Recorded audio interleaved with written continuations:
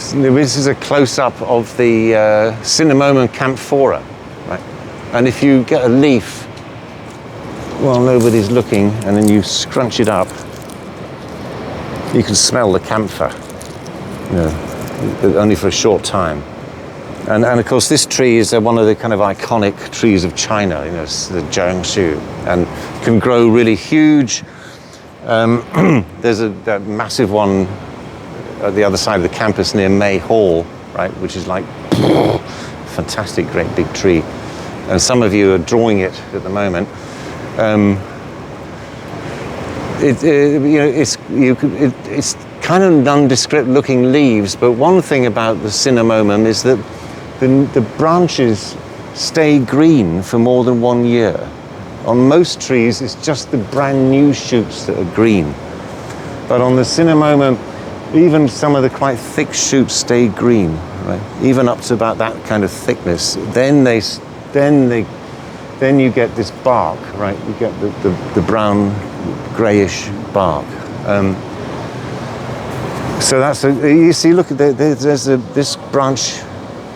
That branch there is still green, even though it's several years old. Right? That's quite distinctive about the Cinnamomum camphora. And then this is I can't remember the botanic name for this. This is not part of the tree. This is a completely different plant, right? So here are the leaves of the Jiangsu, completely different from this. And in English, this is called tongue fern. I mean, tongue fern, right?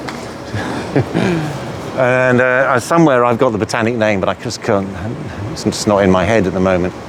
And this is an interesting plant because it's growing obviously on the tree. It's not, it kind of self-clinging kind of creeper on the tree, but it doesn't root into the ground. The Parthenocyssus climber roots into the ground, right? This doesn't need any ground, right? It's using the tree for anchorage, right? So this plant is saving itself an awful lot of effort because it takes a lot of energy and a lot of photosynthesizing to build up the wood to create the structure of the tree, right? So the Cinnamomum camphora is doing all the work, right? And then this is hitching a lift, right? This is riding on the Cinnamomum, right? And it's called an epiphyte. The type of plant is called epiphyte. E-P-I-P-H-Y-T-E, an epiphyte. An epiphyte is a plant that grows on other plants, but it does not sucking any life out of the tree. The tree does not suffer for it, right? It's just using the tree to grow on, But it's an interesting adaptation that it can do that, right?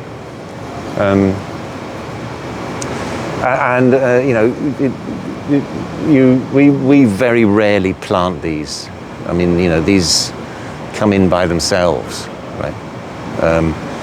This, because we're on the north-facing side of the mountain, right? This actually is a great place for the trees to grow, because it's a bit more shaded. It's shaded from the south, from the sun in the south. There's a lot of other trees around. All these trees the leaves sweat just like we do, right? The leaves they transpire. There's the process called transpiration, and the trees transpire moisture. So these trees are all adding to the moisture in the air. So it stays quite humid. There's a lot of other trees providing shade. So it's shady, it's humid, it's relatively protected from typhoons by the buildings and the topography, and it's not south-facing. It's not the tree. So it's actually a great place for the trees to grow, and so the epiphytes grow quite well here. You won't find the epiphytes on street trees normally, because also the street pollution, right? They're a bit sensitive to pollution.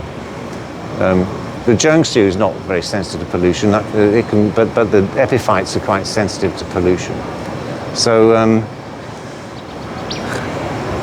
the street trees often don't last long enough to get big enough for the epiphytes to grow on, right? Because the street environment is so challenging for trees.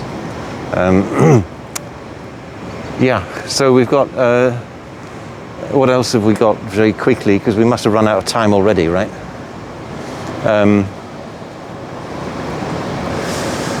Just a couple of others.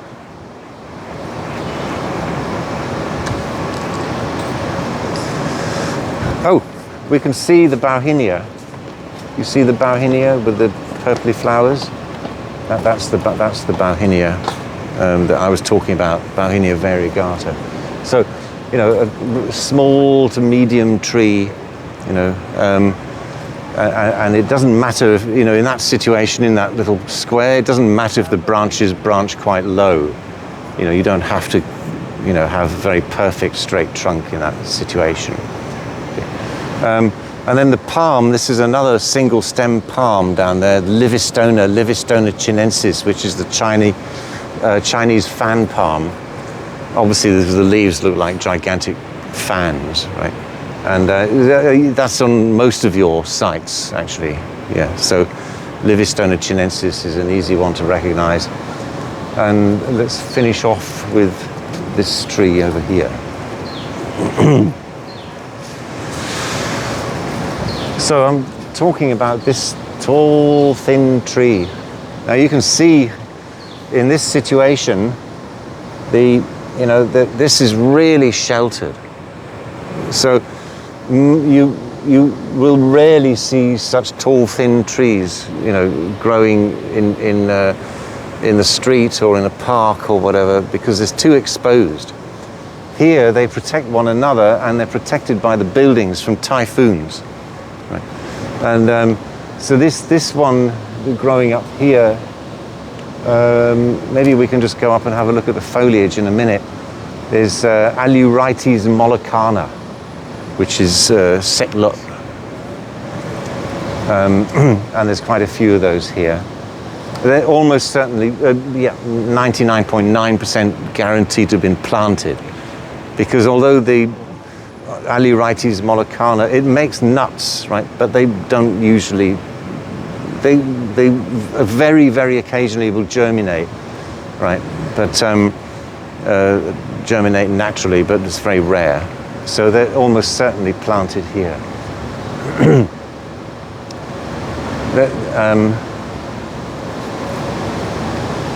We can have a quick look at the foliage, and then we can finish up. Okay. So let's have a quick look at the foliage of the Aleurytes.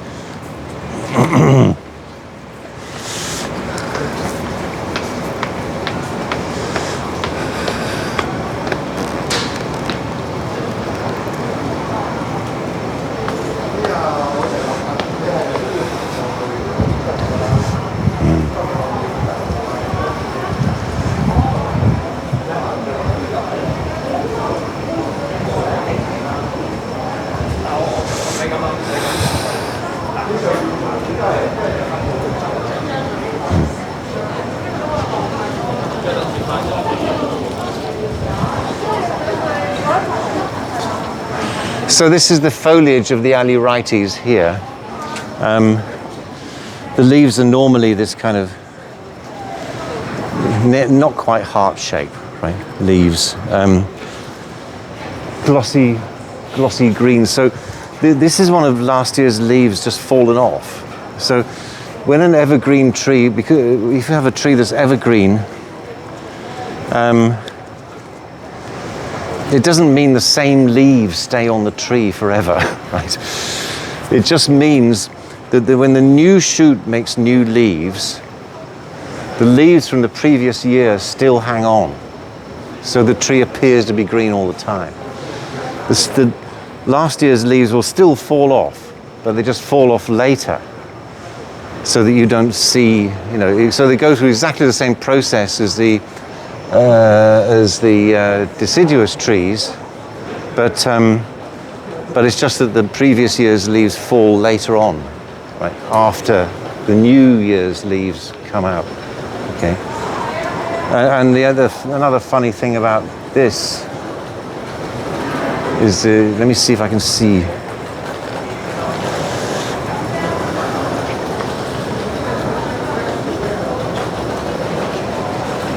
No, but if you look closely at the foliage of these trees, you'll see in some cases that actually the leaves have lobes on the side. Through, like, the leaf shape is not always the same, right?